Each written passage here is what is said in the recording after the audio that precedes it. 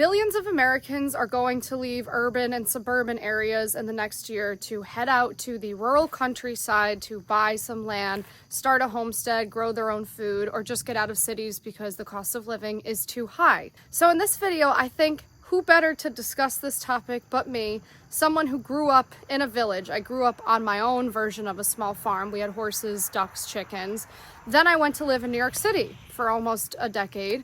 And then I've ended up back in a rural setting again, though I go between the country and local cities almost daily, if not weekly. I do find myself to be someone who can appreciate both the country and the city. I have lived through both. I have grown up in both, so I'm going to break it down for you guys in this video. Rural culture. This is something I think we should talk about more when there is a mass migration of people from one area to another. It can cause a lot of issues, disrupt local natural ways of things, and then people will sometimes wonder why they aren't feeling welcome there or why things aren't going swimmingly. When I bought the acreage you see behind me in 2023, I would say there were mixed results to the people in the surrounding area learning that a 30-year-old single woman that they perceived to be a city slicker was buying a slice of land in the middle of a rural agricultural district. I have done my time since then. It has been over 2 years, and I would say I have won the respect and trust of the people in this area when they were rightfully so wary of what my intentions were when I moved in and started building out on land that had been a hayfield for over 100 years. For the last 100 plus years, a lot of the families in this area, you will find this. Point number one with rural culture is a lot of the families out in these rural areas are in their great-grandparents' home. They are in the town that their great-great-grandparents set up. Quite literally, they are sitting on properties that are left over from the Revolutionary War. If you're up north like me, that is exactly what you find in this area, especially because I'm only a couple miles from the Saratoga battlefield. For the history buffs out there, you know that's a pretty big historic event place to be around. So there's a lot of people in this area who have a lot of pride in the fact that their families have been working the same plot of land. They've been farming the same plot for 200 years, and they deserve respect for that. There is something amazing. I do believe that is what holds the character, the history, the culture of an area together, is having these constants. And that's what these families are going to be in these rural areas. You are going to find these types of families anywhere you guys are looking for rural land. And if you're wondering what constitutes rural land by the USDA definition or farm credit, if you're thinking about getting a loan, it strictly has to do with population. So there's actually a USDA calculator. I'll put it here on the screen.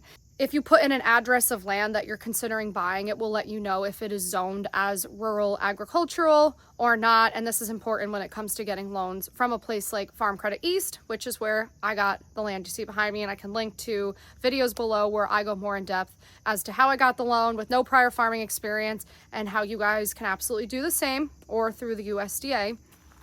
But in these rural areas, you are going to find these cornerstone families that the roads are named after. Truly, the roads will be named after these people. Now, when you move into a rural area like that and the family that has owned, the greater area for the last 200 years is around you or is near you, you have to understand at first there might just be some slight skepticism from these people if they think you're going to move into their territory and bring your city slicker ideals with you. How I have combated that over the last 2 years, I've done a few things that I think were wise of me to do. One, I've been humble. I've been open to meeting these people, hearing what they have to say, respecting that they've been here longer than me. I haven't shown up with this attitude that everybody needs to accommodate me and F off. I'm not saying it's always right if people want to be unfriendly to you because you're a newcomer, but that's just the lay of the land. And I think if you can just keep your head down for a little bit, things will pan out absolutely in your favor. Everyone just kind of wants to watch your attitude. Basically, your first year arriving. Are you grateful to be in the area? Are you willing to blend into the fabric around you? Do you want to learn more about the people people that made the area so great. And if the area is so great, if you want to buy land in that area, clearly they have done something well stewarding the greater area. And I think they're just looking for an acknowledgement of that somewhere along the way. So I've been very friendly with neighbors. If any neighbor drives by, walks by, whatever, I give a big wave. A bunch of them have started to come down the driveway to start to meet me, because I will wave. My mom or stepdad, whoever's here, will give them a wave, and eventually they'll come down your driveway and know that it's safe to come chat with you.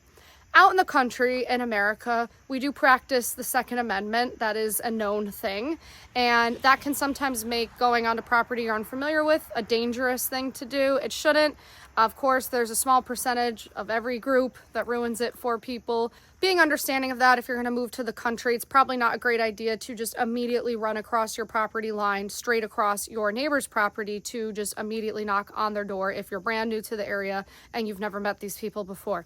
Just because somebody practices the Second Amendment or is a fan of pew-pews, I won't say the words, I never know if these apps are going to demote that or whatever, it does not make them a bad person. They're out in the country for a reason. They obviously didn't vibe with the city setting. You're not either if you're thinking about moving out to the country, and you can get around that type of pew-pew worriness, whatever, if you kind of let them come to you. So instead of running immediately onto someone's property with a cake like you might have done in your suburban neighborhood, maybe just give it a sec, waving, call them, email them, drop something off in their mailbox, a letter. People do that a lot in this area, lots of letters. I think that's a much softer way to introduce yourself and kind of give them the opportunity to come meet you when they're ready. You will find, again, people who keep to themselves, they're shy, they don't like crowds, they don't like traffic, all, again, the reasons that they're going to be out in the middle of nowhere. But that doesn't mean that they are a bad or mean or unfriendly person. If they haven't met you in the first month of you developing out your land, they might just be observing. It doesn't mean they hate you or that they're going to hate you. Everything out in the country is built on trust. And if you are a newcomer in the last 2 years to, again, something that's been going on for 200 years, you do just have to pay your dues in the form of being friendly and calm and open to what's going on for a year or two. And they will accept you in more quickly than you think. I would say for me, it took about 1 year for some of the big players that live around me to kind of warm up to me. Another thing you can do when it comes to rural culture to get the people in the area to like you and blend in seamlessly is build something that isn't unsightly. So the guy who owned my land before me wanted to drop shipping containers that he was going to refurbish, do all the designs and all that stuff with, but he still wanted to set up a shipping container kind of community on this land. And I can't show you guys in this video, maybe I will in another video, the character of the properties around mine. So I'm in a very heavily farmed district. The properties around mine are very farmhouse, log cabin, historic revolutionary Americana-y looking properties. So shipping containers smack dab in the middle of that wouldn't have vibed with what's going on here, and you could argue, would have been an affront on the scenery, the nature, whatever, and ruffled feathers, for sure, 100%. Yes, you have that right to do that if you're going to buy land. I'm not saying you don't have the right to do any of these things. I am just explaining, if you want people to like you, if you want to blend in to the rural culture around you more quickly, which would behoove you, because there's a lot of benefits that come from doing that, which I will talk about in the second half of this video. If you want to get the people around you to like you, honor the aesthetic character of the area where you're buying the land. So major thing, do a drive around, drive by, walk the land, all of that before you buy it, to get a feel for what is the predominant, aesthetic of everything in that area. The beauty of this country is no two counties, no two towns, no two villages, no two states are the same. You can pretty much shop until you find exactly what you feel fits for you. And I always reiterate that in my videos. When it comes to buying land, this is potentially the biggest purchase of your life. It should be taken seriously, and you should feel that the surrounding area, the houses, how they're run, what they look like, vibes with what you're going to try to replicate on your property. I think a major fear of people's when I moved into this plot definitely being the youngest person in this block here, is that I was going to have some, you know, crazy modern lifeless structure built, which if you know me, I'd rather die than have something like that built. I'm a maximalist at heart. And when I brought the Amish in to then put in structures that I would call organic architecture, they quite literally blend into the surrounding around it. It's the same color and material as everything you see around it. At nightfall, you can't even see it when you're driving up the hill. But I think there was a concern of, oh gosh, you know, here comes the modern city slicker, you know, box structure that's devoid of life, that's really going to clash with everything we're doing around here, when they just saw probably my size, my age, my gender. I think that's what was assumed. And when I went ahead and had what I had built out, I think that was a first major step in blending into the rural culture around me and starting to make friends, starting to really get how life works in these parts. Real quick, speaking of buying undeveloped land, one thing you're going to run into if you buy land like the land you see behind me out in these rural areas, we're going to talk about water for a quick second. Your water is likely going to be high in mineral content, specifically iron and manganese. I'm going to show you guys real quick what the well water here did to my sinks, unfortunately, before I had a water filtration system placed on it. Don't let that scare you into buying rural land. It's quite common with all rural land, especially if you're gonna have a well dug or if your water is gonna be coming out of a well. I'm gonna talk to you guys about Waterdrop and how you can filter out all of that sediment so that your pipes stay uncorroded, because trust me, that is an expensive problem to have.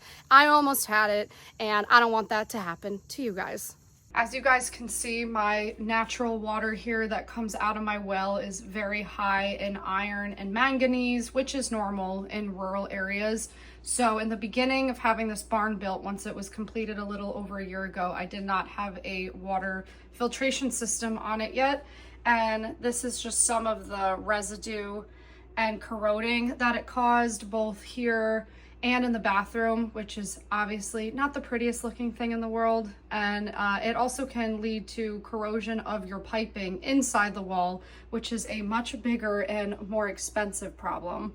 When you consult for well water solutions, the quote you're going to get is going to be in the thousands, but the Waterdrop whole house filter and scale inhibitor will provide a cost-saving combination solution. The Waterdrop whole house scale inhibitor filter prevents buildup on hot water heaters, pipes, and boilers, paired with the whole house water filtration system that's going to lower your iron and manganese levels to keep your water filtration system flowing smoothly. You want it to flow smoothly because it's a multi-$1,000 problem if it doesn't. So why is it so important to have your neighbors, the town, wherever the rural area that it is that you're thinking about moving to, why is it so important to play by their rules or get these people to like you? To me, if you're not planning on assimilating in even the slightest way to the area that you're moving to, I do think that is a disrespectful move. And that goes for people around the world, where they change where they live, where they travel to. When I travel to a foreign country, I don't show up on my vacation and start expecting everyone to fall at my feet because I'm American. And I don't think anyone should do that when they relocate from anywhere. I don't have to get into politics on this, but I do think if you are going to choose to set up shop somewhere new, that means that somewhere new had something that you didn't have where you were. So many people want to do what I am doing, and again, rightfully so. They want food that's not poisoning them. They want space for their kids. They want to be able to grow up and exist without chemicals. They want a little slice of land to call their own. They want a farm. They want a garden. There is a spiritual movement that is bigger than us. I see too many millions of people that are craving something like this. And if you're craving something like this, you have to go into it with like an attitude of gratitude that this is giving you something you don't currently have. And being grateful for that, I think, will be the basis of everything going swimmingly to begin with. But the benefits of having your neighbors in a setting like this and the town where you're going to live like you or trust you are more than I can mention in this video, but the first being, they'll have your back in a way someone in a city would never. It would blow your mind. When there was a barn fire here 2 months ago, the guy down the road from me gave his pond to fight the fire for the guy who owned the barn. It's kind of those, like, it just doesn't, it goes without question. If somebody is having a security problem, maybe there's a wayward individual, you know, in the vicinity, different people here will keep an eye on your property for you and let you know what's going on. Like, they will go above and beyond for you in a way you have never experienced in a suburban or urban setting. I can say that very confidently. The people in this area, if their families have been here before you, are going to know more about the area than you are. So people have been able to tip me off about soils, let's say, water, where I should drill for this, where I should dig for that, what should face this way, what should face that way. They're going to know more than you. Again, always take things with a grain of salt. You know, I'm not saying every single person in the country means well or is a good person, but generally most of the people out here are, and there's just this unspoken thing. Just because they're not running across your lawn every day with a cake doesn't mean they don't have your back, and doesn't mean that they're not gonna ride at dawn with you if it calls for that. There's also more tradition, more traditional living out in the country. So I can't tell you how many gentlemen in this area have genuinely stopped by to tell me that if I feel unsafe in any way, if I need something, to just let them know. They didn't do it in a pushy way. They've never made me feel uncomfortable. They genuinely just want to make sure that I stay protected as a small female, and I have never in my life had someone do that for me in an urban setting and truly mean it. Because you have restrictions in an urban setting of protecting yourself in a way you don't in a rural area. But I've just noticed it is a more, you know, traditional way of thinking. Not like so traditional that, you know, I feel like I can't be doing this as a single female, but there's an element of that old school tradition alive out here that is really nice and comforting and makes me feel safe as a solo female. Very important reason why you want to get the people around you to like you is if you can get any of those town boards in the town where your property is to like you in any way, you will have a much easier time building out your property when it comes to local zoning laws, restrictions, regulations, that type of thing. I'm not saying the town's just going to let you have a free-for-all and forget about you. That's not the case for me. But getting to know people, you never know. Probably your neighbor's uncle sits on the planning board. Probably your neighbor's cousin runs the zoning board. You kind of get what I'm saying. It definitely is very advantageous to you to get the people around you to like you, to trust you, because next thing you know, you might be sitting on the planning board, which comes with its own, you know, experiences and all that, but it will make your life a lot easier building out your property for the smaller things, like if you're allowed to have a chicken coop adjacent to your barn, how many accessory structures you're allowed. You can apply for a variance, you can apply for a change in a lot of the zoning on your property, and those individuals that sit on that board have a lot of control over your life. Kind of learned in the beginning, instead of butting heads with them, because they might not always be fair, they might not always deserve your kindness, but being kind, being open, being respectful of them in the end. I played the long game that way, and it panned out for me. I got my CO.